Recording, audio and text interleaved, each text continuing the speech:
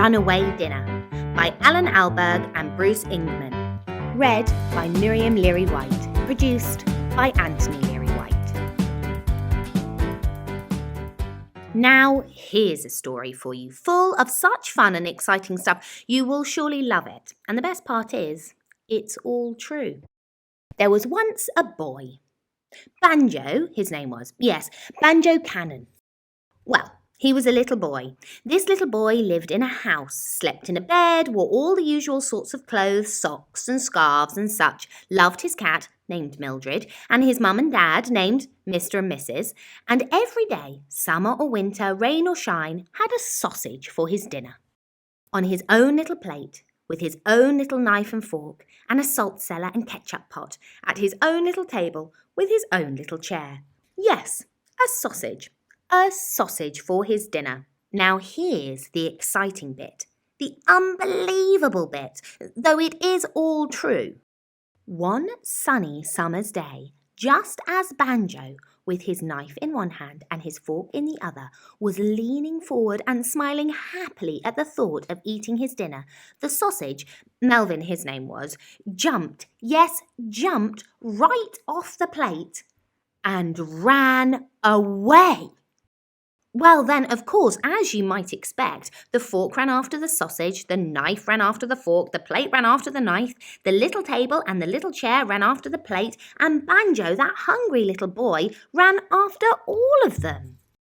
Actually, if you want the whole truth, he ran after a few others as well. You see, Banjo did not only have a sausage on his plate, that would be silly, wouldn't it? Just a sausage, one measly little sausage for a hungry boy's dinner? No, Banjo also had 3 fat peas, 4 baby carrots and a handful of fries. Yes, and the thing is, of course, they were all on the plate as well, and when Melvin ran off, they, as you might expect, followed him.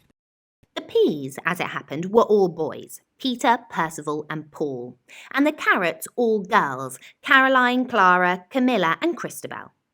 As for the fries, well, there really were too many to name all of them, though being French, of course, they had names like Francois and Fifi and so forth. So that's it. The absolute truth, the complete picture, see?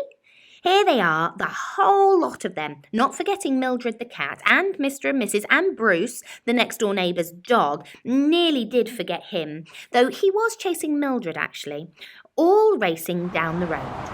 Well, the first thing that happened was the carrots, all 4 of them, escaped by hiding in a paper bag.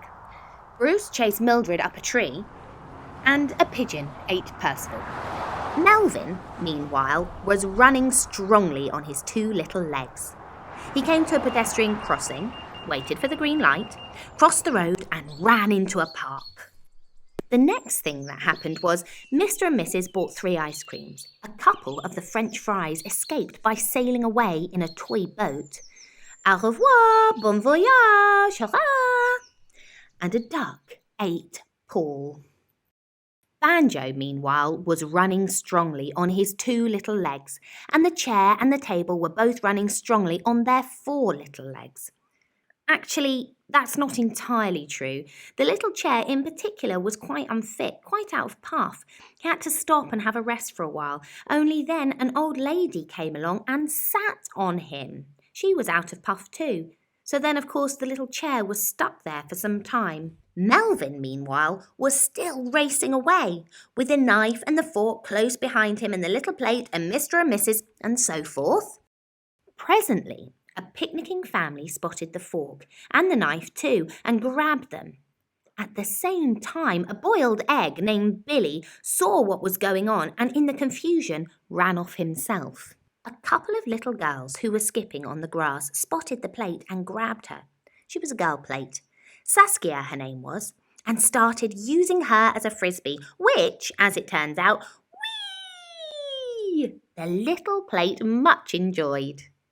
Well now, there was a pond in the park. That's where the toy boat was sailing, and Melvin ran around it. And there was a cricket pitch, and Melvin ran around that.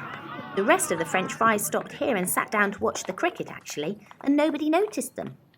By this time, the sunny summer's day was coming to an end, and almost everybody was out of puff. Melvin, that sturdy little sausage, slowed to a stroll, to a dawdle, and finally stopped altogether. Whereupon along came Banjo, that hungry little boy, and, oh dear, ate him! Well, nearly. He would have done, he really would, only just then along came his hot and bothered poor old mum. No, no, she cried, don't eat that, meaning Melvin. Don't eat that, it's been on the floor. The next thing that happened was Melvin seized his chance, ran off again and hid in the long grass, where, as it turned out, at that very moment the cricket ball named Rupert was also hiding. Meanwhile, the athletic little table, urged on by the salt cellar and ketchup pot, was still racing along. His style was much admired by a number of park benches. On the other hand, Peter, the last of the peas, remember him, had well and truly disappeared. It was a mystery. He had to be somewhere. Yes, take a look if you like, see if you can spot him. It was a sunny summer's evening. Home went Banjo, carried high on the shoulders of his poor old dad and his poor old mum. Bruce, the next-door neighbour's dog, went home too, and down the tree came Mildred. So there we are. That's the story. Full of such fun, don't you agree? And exciting stuff, yes? Of course, poor little Banjo is still hungry. Hungrier than ever, in fact. Luckily, help is at hand. You see, every day or evening, rain or shine, summer or winter, after his dinner, Banjo has a plum pie for his pudding. In his own little bowl, with his own little spoon, and his own little jug of custard. Yes, plum pie. A plum pie named Joyce on this particular occasion for his pudding. So that's all right, isn't it?